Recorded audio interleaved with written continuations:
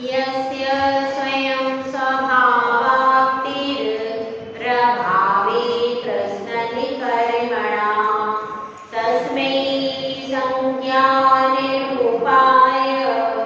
नमोस्तु परमात्मने नमोस्तु परमात्मने।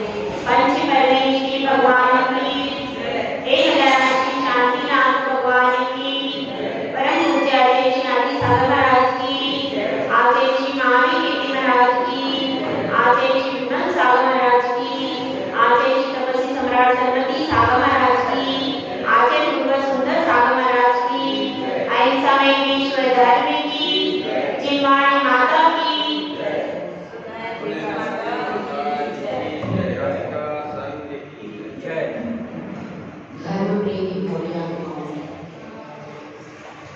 गुरु का दर्शन और गुरु के दर्शन का सौभाग्य बड़े पुण्य से मिला करता है।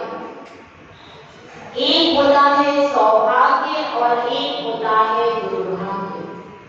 जब गुरु के चरण किसी नगरी में पड़ते हैं तो वह उस नगरी का सौभाग्य है और उसमें भी गुरु के चरण सानिध्य लंबे समय तक मिल जाए तो परम परम सौभाग्य। नगरी में गुरु आते हैं और चले जाते हैं, लेकिन अगर किसी नगरी में गुरु रुक गए तो ये कैसा है भाई? परम परम सौभाग्य है। जैसे गंगा बीच में से निकल जाए, यदि बहने लगे उस गांव में तो वह गांव हरा भरा हो जाता है। लेकिन कुछ अज्ञानी प्राणी इस सौभाग्य को समझते, लेकिन कुछ जो समझते हैं वह उस गंगा के जल को अपने अपने कलश में भर करके रख लेते हैं कि आज नहीं तो कल यह कलश का पानी हमारे काम में आएगा। इसी तरह से जब साधु गांव में आता है, जब गुरु गांव में आता है तो आप अपने पुण्य का कलश भर सकते हो। ऐसे उनके दर्शन करने से, उनको उपदेश सुनने से और उनकी वंदना स्तुति करने से, उनके द्वारा जिह्वाणी का रसपान करने से, इन सब चीजों से आप अपने पुण्य का कलश भर सकते हैं।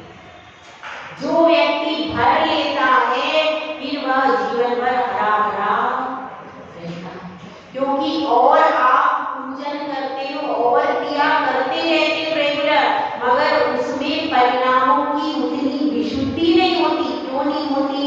क्योंकि साधु प्रतिफल रत्नत्रय की साधना करते, उनका जीवन परम पवित्र रहता है। प्रति समय उनका उपयोग स्वाध्याय में, सामायिक में, जाप में, ध्यान में बीतता है, तो उनका मन कैसा होता है?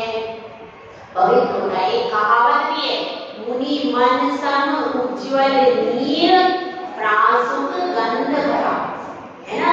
कौन सी पूजा में आता है बताइए? 24 की पूजा में आता है कि मुनि इतना मन निर्मल होता है जैसे कि नीर निर्मल होता है, उसी प्रकार से मुनि का मन निर्मल होता है। तो साधु नाम दर्शनम पुण्य, साधु का दर्शन बहुत बड़े पुण्य को देता है। जब उनका दर्शन ही इतना सौभाग्य को देता है तो उनका प्रवचन और उनके चरणों में आप 10 मिनट भी बैठ गए तो आपके परिणाम जो अशुभ बन रहे थे, जो क्रोध के बन रहे थे, वह सारे परिणाम शांत हो जाते। तो इस प्रकार से अपने सौभाग्य को बढ़ाते हुए वह कृष्ण कुमार गुरु के चरणों में कई दिनों से रह रहा है। कितने दिन हो गए भैया कृष्ण कुमार को रहते रहते? बताइए। कई दिन हो गए हैं और अब वह गुरु के चरणों का चेला बन गया। गुरु के चरणों का, क्योंकि इतने दिनों में उसने गुरु को खूब परख लिया कि गुरु उसके कैसे भैया 100% शुद्ध सोना है। जब उसने अपने गुरु को परख लिया तो जैसे अपन सोने को परख लिया है, उसको बिल्कुल कसौटी से कस लिया कसौटी से कसने के बाद फिर हम क्या करते हैं, फिर हम सोने को दोबारा परखते हैं। अब जब परख लिया तब उस सोने को सुनार अपनी दुकान में ऊपर सजा के रख लेता रखता है कि कोई ग्राहक आता है कि मुझे सोना खरीदना है तो तुरंत उस सोने को पेश कर देता है कि भाई ये सोना है। और तो इस तरह से हमें जब गुरु बनाते हैं तो गुरु की भी परख की जाती है। गुरु में क्या क्या गुण होना चाहिए, क्या आता है, रत्नचंद्र शावकाचार्य में आता है ज्ञान विषयाशा वशातीतो निरालंबो परिग्रह ज्ञान ज्ञान तपोरक्तस तपस्वी सा प्रशस्यते। विषयों की आशा और अपनी मेरी भावना में तो पढ़ते हैं ना, विषयों की आशा नहीं जिनके साम्य भाव धन रखते हैं, निज पर के हित साधन में जो निश दिन तत्पर रहते हैं, स्वार्थ त्याग की कठिन तपस्या बिना खेद जो करते हैं, ऐसे साधु साधु जगत के दुख समूह को हरते।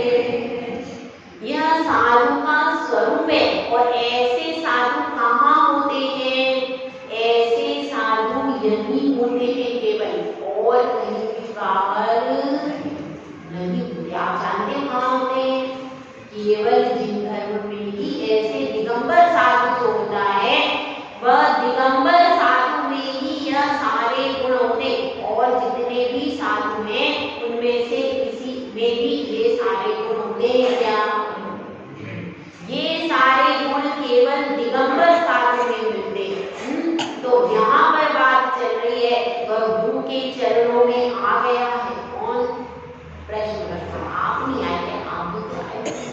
प्रश्न कुमार गुरु के चरणों में आ गया है और गुरु को वह परख चुका है। तो अब वह विचार कर रहा है मैं दीक्षा का श्रीफल चढ़ाऊं कि नहीं चढ़ाऊं, अब मैं चढ़ाऊं कि नहीं चढ़ाऊं। अब क्योंकि देखो भाई बाकी चीजों में तो हम नहीं सोचते, बाकी संसार की चीजों में हम ज्यादा विचार नहीं करते, लेकिन और उस अवस्था में भी ज्यादा विचार नहीं करते जब कोई कुंवारा व्यक्ति है, कुंवारा व्यक्ति जिसके विवाह नहीं हुआ, यदि वह मोक्ष मार्ग पर बढ़ता है तो बहुत ज्यादा सोचता नहीं है, वो आगे बढ़ जाता है। लेकिन जिनका विवाह हुआ है, जिनकी जिम्मेदारियां पूरी हो गई हैं, वह ज्यादातर बहुत ज्यादा सोच विचार ऐसा होगा तो ऐसा हुआ तो बहुत सारे, तो ऐसा ही उसके मन में बहुत सारे विचार। उसने ये तो सोच लिया है कि गुरु तो मैं इनको ही बनाऊंगा, गुरु तो मैं इनको ही बनाऊंगा, लेकिन मैं अभी दीक्षा के मार्ग पर बढ़ूं ना बढ़ूं, अभी वह उसी कश्मकश में उलझा हुआ है। और किसी ने उससे कहा है कि भैया तुम यहाँ क्यों पड़े हो, तुम यहाँ क्यों पड़े हो, इतना बड़ा संघ है, यहाँ क्यों पड़े हो, तुम तो घर पर जाकर जिनवाणी का स्वाध्याय करो, स्वाध्याय परम तप होता है, इसीलिए बैठकर जिनवाणी को पढ़ो, सब शास्त्र रखे हुए जिनवाणी को पढ़ो, यहाँ पर गुरु के पास में रहने से कुछ भी नहीं होगा। ऐसा किसी ने उसके कान में भर दिया है। तो कान में भर देने वाले कैसे होते भैया, कभी भी अच्छे नहीं होते। आपके कान में अगर किसी ने कोई बात डाल दी तो अपन सोचने लगते, और अब अच्छे व्यक्ति भी कान में बात करते हैं और बुरे व्यक्ति भी करते हैं। यदि आपने बुरे व्यक्ति की बात को सोच लिया तो आपका तुरंत पतन हो जाएगा, लेकिन अच्छे व्यक्ति की बात को सोचेंगे तो अपनी उन्नति होगी। तो अपने में यह विवेक होना चाहिए, कोई व्यक्ति यदि हमारे कान भर रहा है, उसने अपनी बात कह दी, अब आप बैठ करके चलनी उसको छानो कि भाई इसकी बात सही है कि गलत है, यह व्यक्ति कैसा है, इसका बैकग्राउंड कैसा है, ये क्यों कहने को आया, यह सारी बातें अपने आप में विवेक होना चाहिए। इसको क्या कहते हैं? इसको कहते हैं विवेक। अब उस व्यक्ति ने कह दिया अब आप अपनी विवेक रूपी छलनी से सब छानो कि भाई अच्छा कोई अच्छी बात क्या है, इसमें खराब बात क्या है, क्या अच्छा है क्या बुरा। ये सारी बातों को यदि अपन छान लेंगे तो अपने को सही व्यक्ति सही चीज को ग्रहण करना है और खराब चीज को छोड़ना है। एक बार गांधी जी अपने कक्ष में बैठे थे, एक व्यक्ति आया, उसने एक बहुत बड़ा कागज और लगा करके कागज भर के 4 कागज भर के दे दिया और 4 कागज भर के दे दिया। पास में एक व्यक्ति और बैठा था तो उसने भी वो कागज पढ़ लिए और उसको तो बहुत गुस्सा आ गया वो कागज पढ़ के, और वो गांधी जी से कहता है कि गांधी जी आपने कुछ कहा नहीं, इस व्यक्ति ने तो आपको इतना अपशब्द लिखा है, इसमें तो कुछ अर्थहीन सारूप वस्तु है ही नहीं। तो वह कहता है हाँ, इसीलिए मैंने उसको पढ़ के तुम्हें तुरंत दे दिया, क्योंकि वो मेरे काम की उसमें कोई वस्तु, सिर्फ एक वस्तु मेरे काम की थी कि एक जो आलपिन उसने लगाई थी ना, वो आलपिन मैंने अपने पास रख ली और शेष तुम्हें दे दिया कि तुम इसको डस्टबिन में फेंक दो। इसी प्रकार से यदि कोई हमारे कान भर रहा है, हमसे कुछ भी कहता, तो हमको विवेक का इस्तेमाल करना चाहिए। विवेक का इस्तेमाल कर दो और विवेक का इस्तेमाल करके जो बात उसकी योग्य लगे उसको तो अपन ग्रहण कर लो, और जो बात लगे कि ये अयोग्य बात है, इसको करने से हमारा पतन हो जाएगा, तो उसको ग्रहण मत। तो ऐसी बात वहां पर चल रही तो उसने कान भर दिए किसके? प्रश्न कुमार के। अब प्रश्न कुमार के कान भर दिए तो प्रश्न कुमार को भी लगने लगा भैया क्या बात है, मैं अपनी जिनवाणी तो सब रखी हुई है, मैं जिनवाणी खुद पढ़ करके भी ज्ञानी बन सकता हूँ। उसके मन में, क्योंकि अब कान भर जाते हैं तो दिमाग में कोई बात घूमती रहती है कि नहीं है, वही बात दिमाग में 24 घंटे। और महिलाओं के साथ भी इस चीज ज्यादा होती, पुरुष तो इतनी बहुत निकाल देते, महिलाओं के कान में यदि किसी ने आकर के कह दिया मैं बहू ऐसा कह रही, क्या कह रही तो कह दिया लक्ष्मी जी कि बहू ऐसा कह रही, अब बस पूरी बात पूरी रामायण उससे शुरू हो जाएगा। अब भले बहू ने कहा है कि नहीं कहा है और क्या कहा ये तो कुछ पता ही नहीं, लेकिन अब वह बात आ गई कि भाई इसने ऐसा, और अपन सोच रहे इसने ऐसा क्यों कहा, उससे क्यों कहा, मुझसे कह देती, दुनिया भर की मुझसे चालू और कोई पतन की दृष्टि से या तुमको लड़ाने की दृष्टि से कि बहू इसकी बहू से बनती क्यों है, इस भावना से यदि किसी ने कहा है और तुम उलझ गए तो तुम्हारी फिर तुम बहू से जाकर घर में लड़ो, फिर लड़ाई बढ़ गई तो वो बात बिगड़ गई। तो उसने वह यही चाहता था और उसके चाहने से काम हो गया।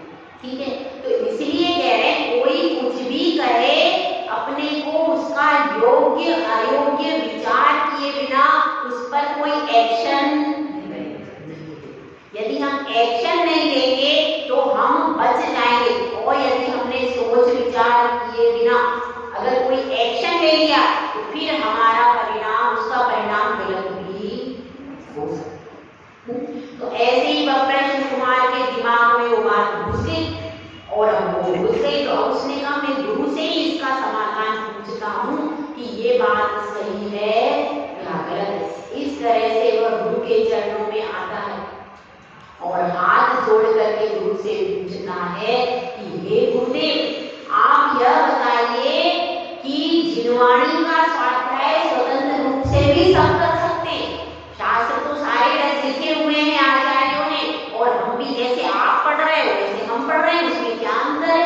हम भी बैठ के पढ़ सकते हैं, आप भी बैठ के पढ़ रहे हो, ऐसे आप भी तो बैठ के पढ़ते हो, हम भी पढ़ लेंगे वैसे। तो फिर गुरु की आवश्यकता क्या है? गुरु की उपदेश की आवश्यकता वर्तमान में क्या है? जो पुराने गुरु लिख करके गए हैं उनको हम स्वतंत्र रूप से कमरे में बैठकर अच्छे से पढ़ सकते हैं। फिर आपकी आवश्यकता उसमें क्या है? और बहुत से पंडित भी हैं जिनको बहुत अच्छा अच्छा अर्थ निकालना आता है। अगर आप ये कहते हो कि भाई हमको ज्ञान नहीं, हमको संस्कृत का ज्ञान नहीं, हमको प्राकृत का ज्ञान नहीं, तो बहुत पुराने पुराने धुरंधर ऐसे विद्वान भी है जिनको संस्कृत प्राकृत का अच्छे से ज्ञान है, तो वो तो पढ़ ही सकते हैं शास्त्र, वो तो शास्त्र का अनुवाद कर सकते हैं, वो तो सब कर सकते हैं। और फिर गुरु की आवश्यकता क्या है वर्तमान काल में? काय के लिए? स्वाध्याय के बाद से स्वाध्याय की अवस्था में स्वतंत्र रूप से हम स्वाध्याय करते हैं, तो फिर जो सक्षम है, एक तो जो अक्षम है उनका आप कह दो, जिनको कुछ आता जाता नहीं है उनके लिए आप कह दो कि भाई गुरु उपदेश सुना दे और कर ले, लेकिन जो पंडित है, ज्ञानी है, विद्वान है, उनको गुरु के चरणों में स्वाध्याय करने की आवश्यकता क्या? ठीक है, अब यह प्रश्न गुरु के चरणों में रखा गया। अब गुरुदेव ने उसका उत्तर दिया है। देखिए कारिका नंबर 33। गुरुपदेशात् अभ्यासात् संवित्ते स्वपरान्तरं जानाति यः स जानाति मोक्ष सौख्यं निरन्तरम्। गुरुपदेशात् अभ्यासात्, गुरु के उपदेश से, और दूसरी चीज क्या है? अभ्यास से। संवित्ते स्वपरान्तरम, संवित्ते मतलब अनुभव करता है। क्या अनुभव करता है? स्व और पर में भेद क्या है, स्व और पर के अंतर को वह अनुभव करता है। जो अनुभव करता है, जानाति यः स जानाति, जो जानता है वह जानता है कि मोक्ष सौख्य निरंतर है। इसमें पहले क्या बताया गया? गुरु के उपदेश, क्योंकि स्वाध्याय आप कर रहे हो, उस स्वाध्याय में सारी चीजें हैं, लेकिन वर्तमान परिस्थिति के अनुसार उन चीजों को कैसे लागू करना है, ये वर्तमान परिप्रेक्ष्य में जो आचार्य रह रहे हैं वही बता सकते।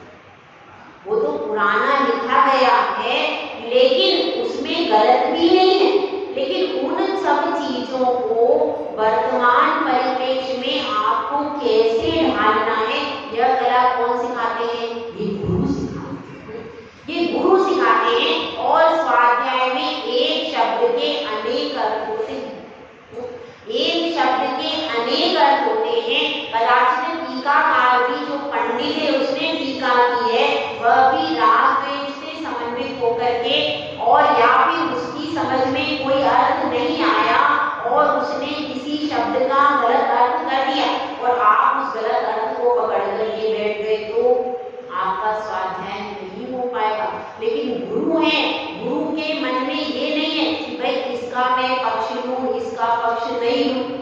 वो तो निष्पक्ष रीति से जो आगम में कहा है उसको सरलीकरण करके प्रस्तुत करते हैं। और विशेषता क्या रहती है कि जो विद्वान भी बैठते थे तो पहले गुरु के चरणों में बैठकर विद्वान वाचना करते थे। आचार्य श्री सन्मति सागर महाराज जी के टीकमगढ़ में वाचना हुई। बड़े बड़े पंडित, जय कुमार निशान का नाम आपने सुना होगा, और भी कई पंडित, 8-10 पंडित उस वाचना में बैठते थे। पहले ये परिपाटी थी, नगर में अगर एक साधु आ जाता था, सारे पंडित उनके साथ बैठकर स्वाध्याय करते थे, प्रश्न पूछते थे, गुरुदेव समाधान करते थे, और जो श्रावक थे वो भी उसको सुनते थे। श्रावकों का भी ज्ञान बढ़ता था और पंडितों का भी ज्ञान बढ़ता था और आचार्यों का भी ज्ञान। पहले ये परंपरा, कोई भी आचार्य परमेश्वर आते थे, साधु आते थे, उनके पास सारे विद्वान जाते थे, पूरे नगर के विद्वान आकर के बैठते थे और उनसे चर्चा। अब वो परिपाटी गई। तो अब ये बात चल रही है कि उस समय पर वो क्योंकि आचार्य के पास अनुभव है। जितना ही आप कर लो, 28 गुण ऐसे होते, 28 गुण ऐसे होते, लेकिन उनकी चर्या, उनका चर्या का अनुभव किसको है भैया? आचार्य परमेश्वरी को, साधु परमेश्वरी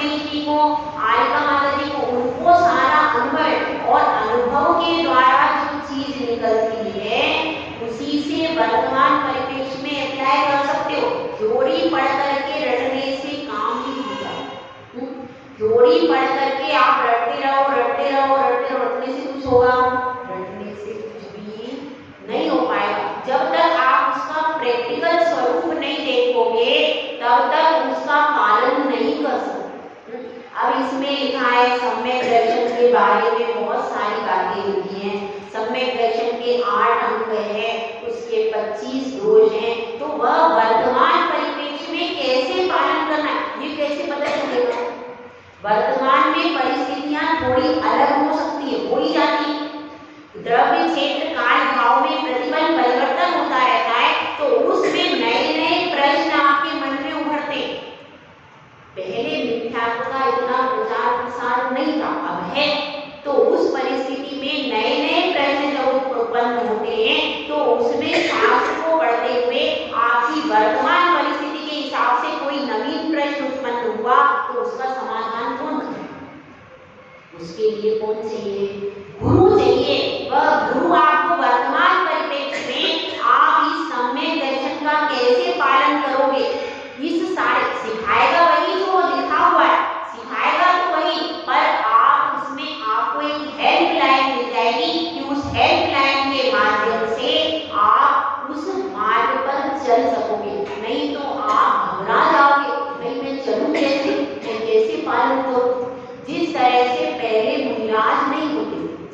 कब मुनिराज तो होते थे, कहाँ होते थे? दक्षिण भारत में। उत्तर भारत में मुनिराज नहीं होते। जब उत्तर भारत में मुनिराज नहीं होते थे तो कोई भी व्यक्ति उनकी चर्या को देखता नहीं था, तो क्या मानता था? सिर्फ कल्पना करता था, लेकिन वास्तव में देखने को नहीं मिलता। अब तो बहुत सौभाग्य है कि आपको थोड़ी सी दूर पर ही मुनिराज मिल जाते। पहले मुनिराज के दर्शनों को लोग तरस तरस करके चले गए पढ़ने। बनारसी दास जी आदि दौलत राम जी उनको गुरु नहीं मिले, नहीं मिले। आपका तो बहुत, अपन तो सोचते बहुत अच्छा है, पंचम काल ये अभी बहुत अच्छा है कि आपको गुरु के दर्शन तो मिल रहे हैं, पहले मिले ही नहीं। मुगलों के समय में वो दिगंबर मुनि विहार नहीं कर सकता था, उनको मारते थे, परेशान करते थे। तो अब तो बहुत अच्छा काल है, लेकिन इस काल में श्रावक उदासीन हो गए। बस परेशानी क्या है? मुनि तो अपना पूरा पालन कर रहे हैं, साधु में कोई कमी नहीं है, लेकिन कमी किसमें आ गई है? थोड़ा श्रावक जो पहले जागृत था, उस समय श्रावक जागृत था, अपनी क्रियाओं के प्रति जागृत था, अपने मूल गुणों के प्रति जागृत था। लेकिन अब क्या हो गया? अब साधु तो मिलने लगे, पर श्रावक अपने मूल गुणों के प्रति और अपनी क्रिया के प्रति उदासीन होते जाए। तो अब यहाँ पर गुरु यही कह रहे हैं कि सबसे पहले गुरु का उपदेश, जो आपने जिनवाणी का स्वाध्याय यदि स्वतंत्र रूप से कर लिया, लेकिन आप प्रैक्टिकल करने जाओगे, प्रैक्टिकल करने में परेशानियां आएंगी, उनका समाधान किससे कराओ?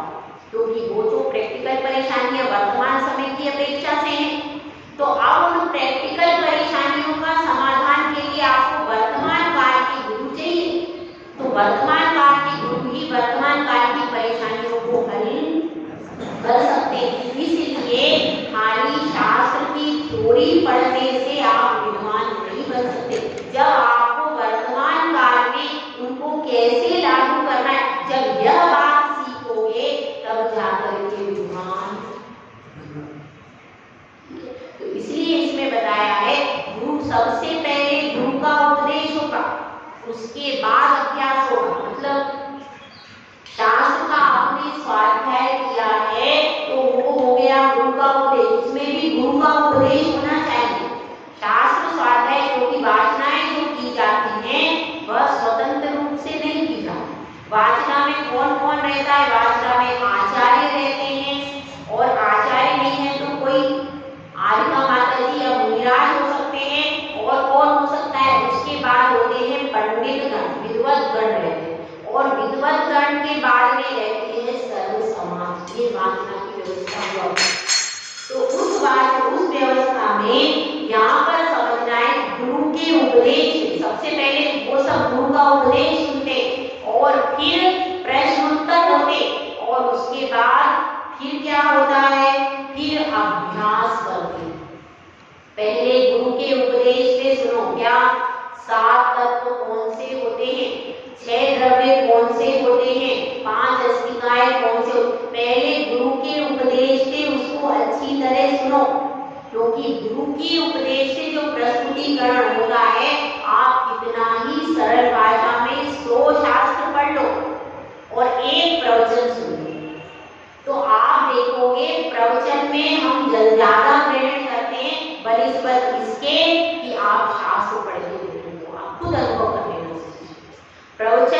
प्रवचन में सुनने के बाद आपकी जो स्थिति बनेगी, आपके मन की जो स्थिति बनेगी, आप कई शास्त्र पढ़ लोगे बैठ के अकेले में, वो स्थिति नहीं बनेगी। क्यों नहीं बनेगी?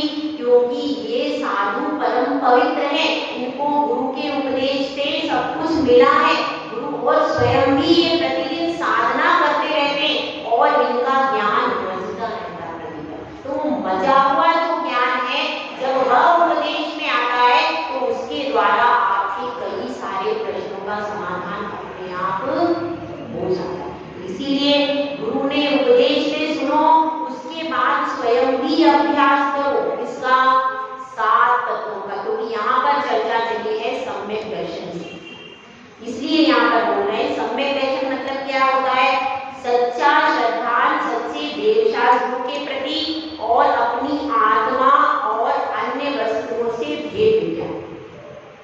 तो गुरु के उपदेश से, अभ्यास से, उसके पहले गुरु ने सुना दिया सब 7 तत्वों का, 9 पदार्थ का, आत्मा और शरीर अलग है, ये सब बता दिया। अब इसको बताने के बाद आप अभ्यास करो। अभ्यास मतलब क्या?